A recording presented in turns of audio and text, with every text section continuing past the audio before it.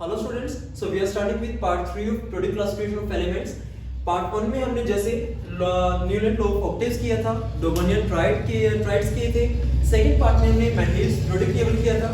Third part में हम models product table करेंगे। मॉडल्स प्रोडक्ट टेबल मैंने आपको बताया था कि सबसे इंपॉर्टेंट है। आजकल हम जो भी प्रोडक्ट टेबल देखते हैं वो मॉडल्स प्रोडक्ट टेबल की फॉर्म है। मॉडल्स प्रोडक्ट टेबल में हम करते क्या हैं, हमारे पास चार तरह के ब्लॉक्स हैं।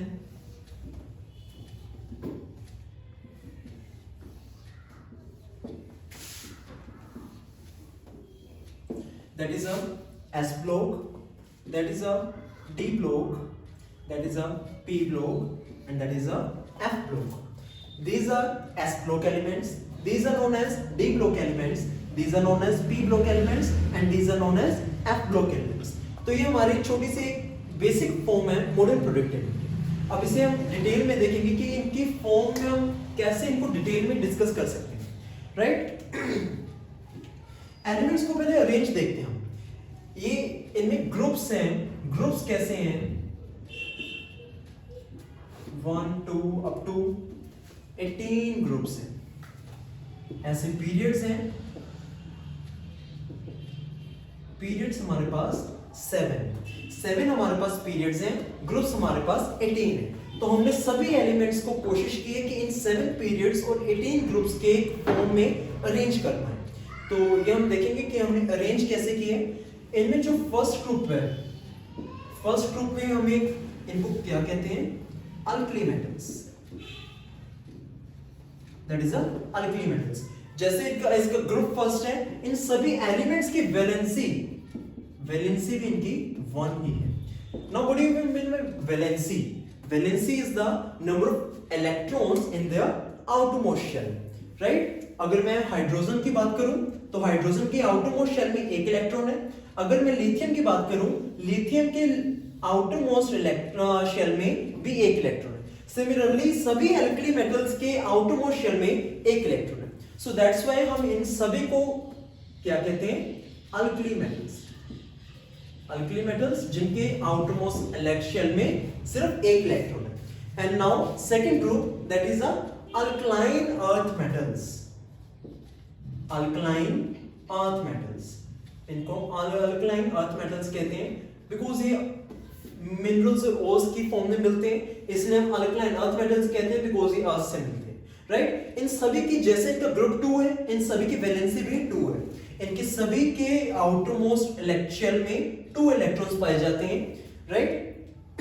नाउ इसके बाद मैं डी ब्लॉक की बाद में बात करूंगा, पहले मैं पी ब्लॉक की बात कर रहा हूं। तो यहां पे हमारे पास 13th ग्रुप आएगा। 13th ग्रुप में हमारे पास सबसे पहले आएगा boron, hydrogen, helium, lithium, beryllium, boron, carbon, nitrogen, oxygen, fluorine, neon. तो ऐसे हमारे पास डिस्ट्रीब्यूट हुए हैं। आप सभी के पास आपके एनसीईआरटी में प्रोडक्ट टेबल होगा या फिर आप किसी भी रेफरेंस बुक में प्रोडक्ट टेबल देख सकते हैं। इसमें आपको पूरा प्रोडक्ट टेबल नहीं ड्रॉ कर पाऊंगा because that is not our part. हमारा पार्ट क्या है कि हम कंसेप्ट को समझना है कि इसमें क्या कंसेप्ट यूज हुए, किस बेसिस पे उन्होंने इसको अरेंजमेंट की है और क्या क्या इनकी प्रॉपर्टीज हैं। For example atomic radii, electron activity, जो हम आगे वाले पार्ट्स में या इसी पार्ट में कवर करने की कोशिश करेंगे, राइट। तो हम इसी तरह से 13th ग्रुप की बात करेंगे। 13th ग्रुप की वैलेंसी क्या होती है? That is 3। 13th ग्रुप की वैलेंसी क्या है? 3।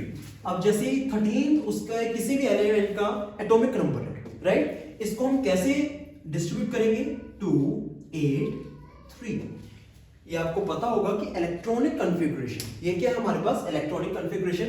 फॉर अ काइंड मैं इस प्रोडक्ट टेबल को रब कर रहा हूं सो दैट सबसे पहले मैं आपको इलेक्ट्रॉनिक कॉन्फ़िगरेशन की बात बता सकूं।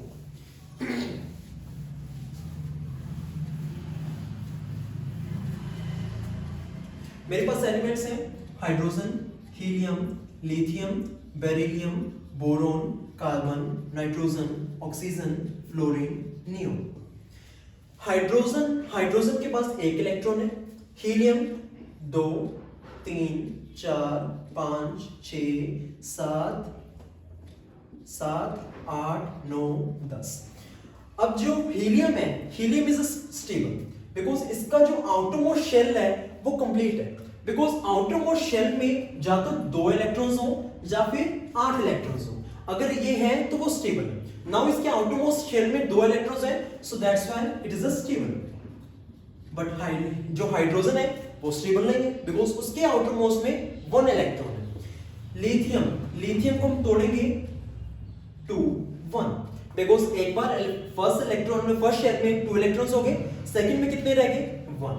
Similarly for beryllium 2 2 2 3 2 4 2 5 2 6 2 7 2 8। अब हम देख सकते हैं इसके लास्ट शेल में कितने इलेक्ट्रॉन्स हैं 8, दैट्स व्हाई ये भी स्टेबल है, राइट, दैट्स व्हाई ये भी स्टेबल है। फर्स्ट शेल में 2 इलेक्ट्रॉन्स होने चाहिए, सेकंड शेल में 8 होने चाहिए, थर्ड शेल में भी 8 होने चाहिए। ये हम एक छोटा सा फॉर्मूला है जिसे हम निकाल सकते हैं, that is a 2n²। First shell के लिए हम n की वैल्यू 1 पुट करेंगे तो हमारे पास कितने इलेक्ट्रॉन्स आएंगे 2। इट मींस फर्स्ट शेल में कितने इलेक्ट्रॉन्स होने चाहिए 2, सेकंड शेल में 8, थर्ड शेल में इसका अगर हम देखें तो 18 आता है, बट स्टिल किसी भी शेल में 8 से ज्यादा नहीं आ सकते। इट मींस थर्ड शेल में 8 से ज्यादा नहीं आ सकते, दैट्स व्हाई हम इस फॉर्मूले का थर्ड शेल के लिए यूज नहीं करेंगे। थर्ड शेल के लिए भी आपने 8 इलेक्ट्रॉन्स ही फिल करने। यहाँ पे आपके नोट है कि थर्ड शेल में भी अगर 18 नहीं हमने फिल करने, कितने इलेक्ट्रॉन्स फिल करने 8। तो यहाँ पे आपके लिए ये क्वेश्चन था कि आपने पूछना था कि यहाँ पे अगर 1 था 2 था 3, तो 3 को मैंने 2 और 1 की अरेंजमेंट में क्यों लिखा, मैं यहाँ पे 3 का 3 क्यों नहीं लिखा, मैंने 2 के बाद 1 क्यों लिखा, आई मीन 2 की फॉर्म में से तोड़ा क्यों मैंने, राइट। तो ये हमारे पास क्वेश्चन था, तो इसका आंसर ये है बिकॉज फर्स्ट शेल में हम मोस्टली कितने इलेक्ट्रॉन्स फिल कर सकते हैं ओनली 2, तो 2 फिल हो गए। नाउ जितने भी इलेक्ट्रॉन्स रहेंगे नेक्स्ट शेल में, तो ऐसे 1 2 3 4 5 6 7 8, नाउ 8। इसके बाद हमारे पास कौन सा आता है सोडियम। सोडियम का कितना एटॉमिक नंबर है 11, तो इसके 2 8 8, सेकंड शेल में 8 से ज्यादा नहीं आ सकते, तो 8 फिल हो गए। नेक्स्ट इलेक्ट्रॉन थर्ड शेल, तो ये हमारे पास क्या आती है इलेक्ट्रॉनिक कॉन्फ़िगरेशन। इसे हम क्या कहते हैं इलेक्ट्रॉनिक कॉन्फ़िगरेशन। आई होप आप सभी को ये समझ में आ रहा होगा। अब इनकी अब स्टेबिलिटी देखना, अब जिनके भी इलेक्ट्रॉन्स लास्ट शेल में 2 या 8 हैं वो स्टेबल है। 2 या 8 means with respect to the shells. ऐसे नहीं है कि आप इसे कहोगे कि हाँ ये बेरिलियम है तो ये भी स्टेबल है बिकॉज़ इसके लास्ट शेल में 2 है। नो, ये लास्ट शेल कौन सा है, ये सेकंड है, तो सेकंड में होने कितने चाहिए 8, बट है कितने 2, so that's why it is also not stable. Now इसे हमने अगर पूरा स्टेबल करना है तो जा तो इसका ये 1 इलेक्ट्रॉन है ये भी चला जाए, इट मींस ये लिथियम 1 इलेक्ट्रॉन लूज कर दे या फिर ये 7 इलेक्ट्रॉन्स गेन कर दे।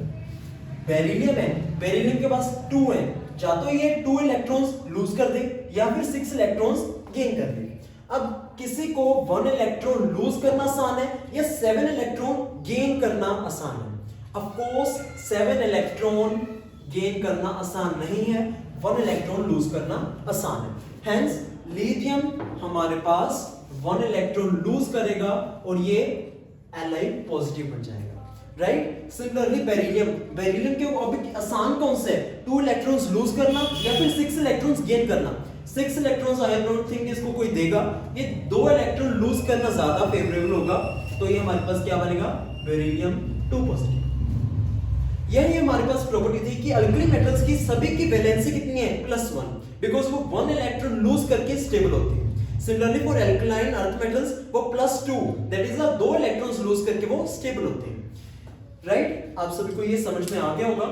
ये हमारे पास beryllium, boron, carbon, nitrogen, oxygen, fluorine. अब फ्लोरीन की बात करो, अगर फ्लोरीन को भी 2 7, या तो ये 7 इलेक्ट्रॉन लूज कर देगा या फिर 1 इलेक्ट्रॉन गेन कर देगा।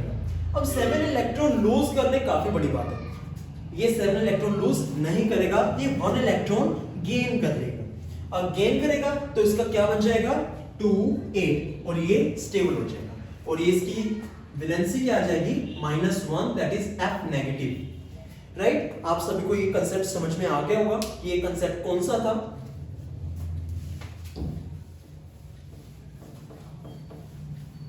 अब इनमें बेसिक डिफरेंस क्या है, दैट इज मॉडर्न प्रेडिक्टेबल और मेंडलीव प्रेडिक्टेबल में बेसिक डिफरेंस क्या है? जैसे हमने लास्ट पार्ट में किया था, मेंडलीव प्रेडिक्टेबल में एटॉमिक मास को फंक्शन बनाया गया था, predict function, right? Atomic mass को एक प्रेडिक्ट फंक्शन बनाया गया था कि एटॉमिक मास के विद रिस्पेक्ट टू हमने एलिमेंट्स को अरेंज किया था। बट इन मॉडर्न प्रेडिक्टेबल हमने एटॉमिक नंबर को लिए। Atomic number means that is number of electrons. Atomic number means number of electrons present in that atom, right? तो ये हमारे पास बेसिक डिफरेंस है कि उसमें हमने एटॉमिक मास को प्रेडिक्ट फंक्शन लिया था, बट यहां पे हमारे properties are predict function of their atomic numbers. This is a basic difference between Mendeleev's predictable and modern predictable. Now, अब हमारे पास S है. For example, if I have a S block, तो हम इसको क्या कहेंगे? इसकी इलेक्ट्रॉनिक कॉन्फ़िगरेशन मैं बता रहा हूं, NS2 Np126. अगर मेरे पास P है, I'm sorry, ये P ब्लॉक की इलेक्ट्रॉनिक कॉन्फ़िगरेशन है. S ब्लॉक की इलेक्ट्रॉनिक कॉन्फ़िगरेशन क्या है? NS122. P ब्लॉक की NS2 Np126. D ब्लॉक की Nd110 NS2 Np126. इसी तरह से हमारे पास F ब्लॉक की भी इलेक्ट्रॉनिक कॉन्फ़िगरेशन आती है, तो इसे हम डिटेल में करेंगे, बट आपके लिए एक बार इतना जानना जरूरी है कि हमारे पास n क्या है, राइट? हमारे पास यहाँ पे n क्या है? n इज अ पीरियड, कि हमारे पास कौन सा पीरियड है। हमने 7 पीरियड्स किए ना, दैट इज 1 2 3 4 7। तो हमारे पास जो भी पीरियड होगा उसके मुताबिक ये इलेक्ट्रॉनिक कॉन्फ़िगरेशन होगी। उसके मुताबिक कैसे होगी वो भी हम देखते हैं।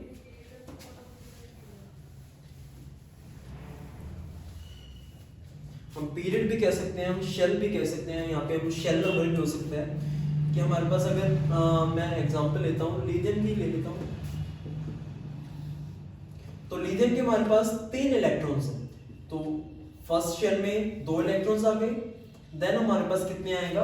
1 आएगा। तो ये हमारे पास n = 1 था, n = 2। तो हमारे पास यहाँ पे क्या होगा?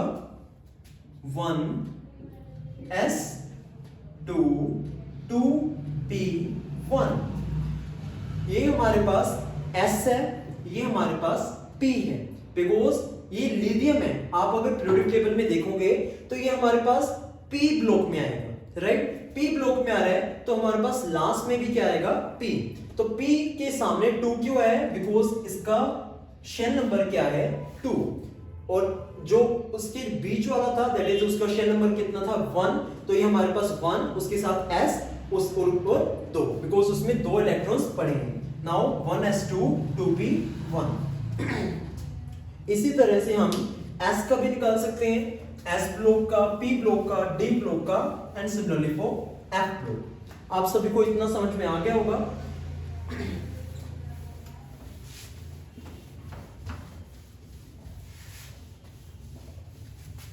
नाउ मैं आपको एटॉमिक रेडियस की डेफिनेशन बताऊंगा।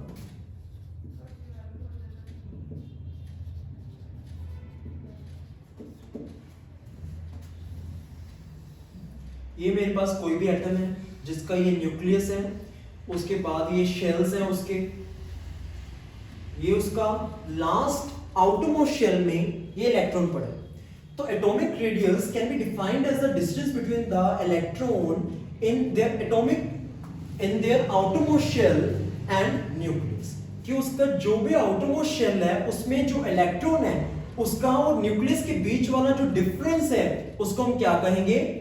Atomic radius. मैं फिर से रिपीट कर रहा हूं, जो भी एटम की हम बात कर रहे हैं, whether it is hydrogen, helium, lithium, beryllium, उसका जो आउटर मोस्ट शेल है, जो उसमें इलेक्ट्रॉन पड़ा है, उस इलेक्ट्रॉन से लेके उसके न्यूक्लियस तक का डिस्टेंस है, उसे हम क्या कहते हैं? Atomic radius, right? This is atomic radius. Now electronegativity.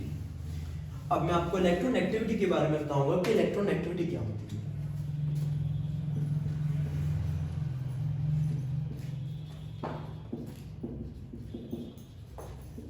electron activity.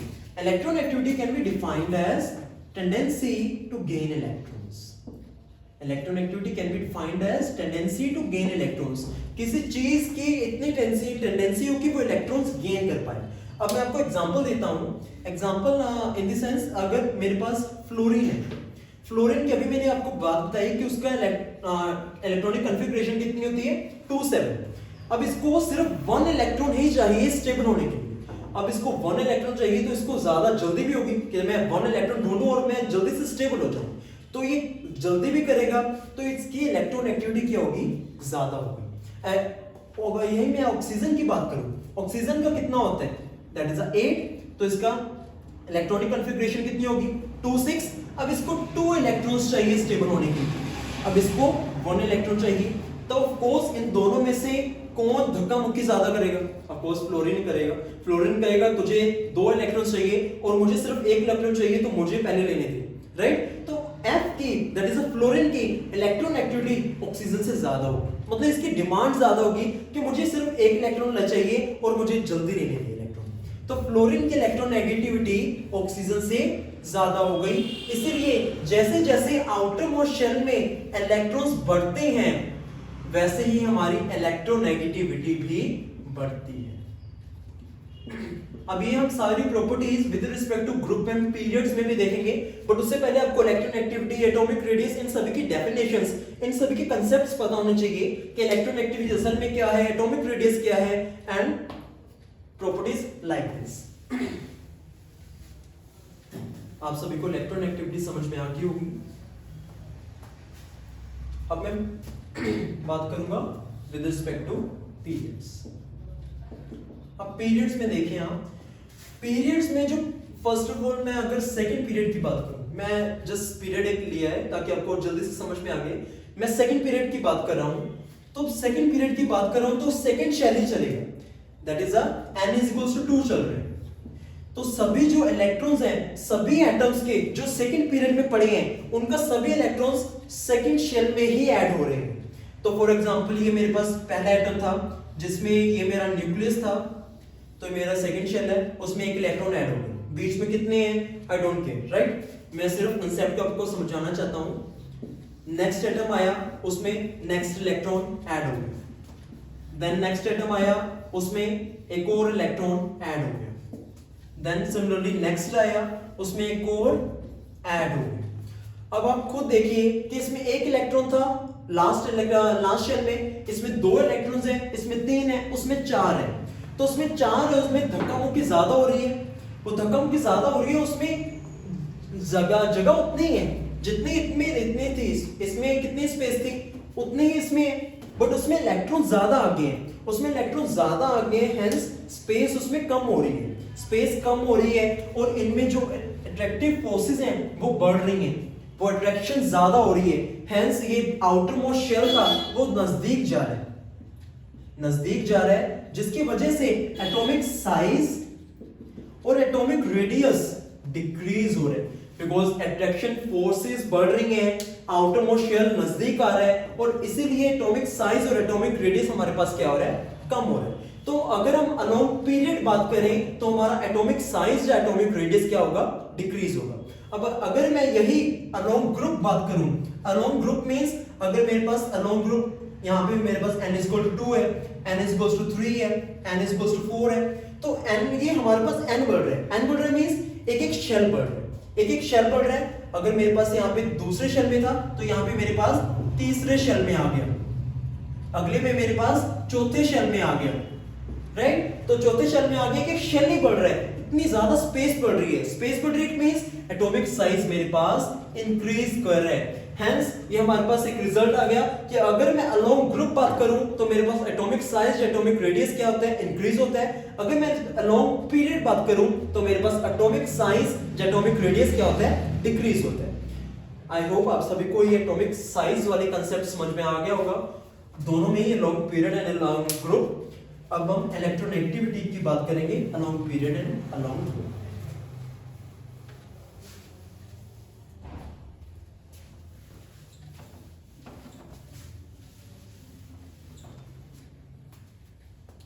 मेरे पास पी ब्लॉक है, जैसे तो उसमें boron, carbon, nitrogen, oxygen, fluorine, neon है। नियोन तो स्टेबल ही है, तो इसे किसी भी एलिमेंट किसी भी इलेक्ट्रॉन्स की जरूरत नहीं है। तो बोरोन है मेरे पास।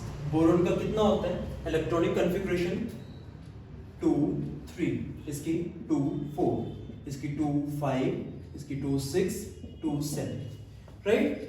अब इसको कितने इलेक्ट्रॉन्स चाहिए? इसको चाहिए 5 इलेक्ट्रॉन्स, या तो गेन कर ले या फिर 3 इलेक्ट्रॉन्स लूज कर ले। इसे 4 इलेक्ट्रॉन्स या तो गेन कर ले या 4 इलेक्ट्रॉन्स लूज कर ले। इसके मैं बाद में भी आपको बताऊंगा कि ये ना तो लूज करता है ना ये गेन करता है, ये शेयरिंग करता है। इसके या तो ये 5 इलेक्ट्रॉन्स लूज कर दे या फिर 3 इलेक्ट्रॉन्स ये गेन कर ले।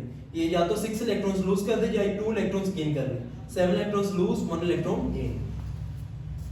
अब गेन है, इसको 5 इलेक्ट्रॉन्स गेन करने हैं, इसको 4 इलेक्ट्रॉन्स गेन करने हैं, इसको 3 इलेक्ट्रॉन्स गेन करने हैं, 2 1। तो कैसे कम इलेक्ट्रॉन गेन करने हैं? ऑफ कोर्स फ्लोरीन को गेन करने हैं कम इलेक्ट्रॉन, तो इसकी टेंडेंसी इंक्रीज होगी। तो अगर मैं अलोंग पीरियड बात करूं तो अलोंग पीरियड मेरे पास इलेक्ट्रोनेगेटिविटी क्या हो रही है? बढ़ रही है। अब अगर मैं यही अलोंग ग्रुप बात करूं, अलोंग ग्रुप मींस मेरे पास फ्लोरीन है, फ्लोरीन बार ही मैं ग्रुप ले रहा हूं, fluorine, chlorine, bromine, iodine, right. Fluorine, chlorine, bromine, iodine. अब फ्लोरीन में मेरे पास शेल ये वाला था, क्लोरीन में एक और शेल बढ़ गया, ब्रोमीन में एक और शेल बढ़ गया, आयोडीन में एक और शेल बढ़ गया। तो इसे इतनी ज्यादा जरूरत नहीं है, आयोडीन का इतना ज्यादा साइज हो चुका है कि उसे एक इलेक्ट्रॉन ज्यादा जो चाहिए वो थोड़ी देर में भी मिल जाएगा, कोई बात नहीं। बट फ्लोरीन को छोटा सा एटम है उसे, और इतने ज्यादा इलेक्ट्रॉन्स बियर करने पड़ रहे हैं, तो उसे जल्दी इतनी ज्यादा है कि मैं स्टेबल सबसे पहले हो जाऊं, राइट। तो वो सबसे पहले स्टेबल होना चाहता है, इसलिए अगर मैं अलोंग ग्रुप बात करूं तो इलेक्ट्रोनेगेटिविटी जो हमारे पास होती है वो क्या होगी? डिक्रीज होगी। तो ये भी आपको समझ में आ गया होगा कि अलोंग पीरियड इलेक्ट्रोनेगेटिविटी इंक्रीज हो गई है और अलोंग ग्रुप इलेक्ट्रोनेगेटिविटी हमारी डिक्रीज हो गई है। तो आज के लिए मुझे लगता है कि इतना काफी है, बाकी हम नेक्स्ट पार्ट में देखते हैं। आई थिंक ऑलमोस्ट सारा चैप्टर कवर हो चुका है, बट आपके लिए थोड़ा सा अगर एक्स्ट्रा हुआ तो मैं नेक्स्ट पार्ट में जरूर कवर करूंगा।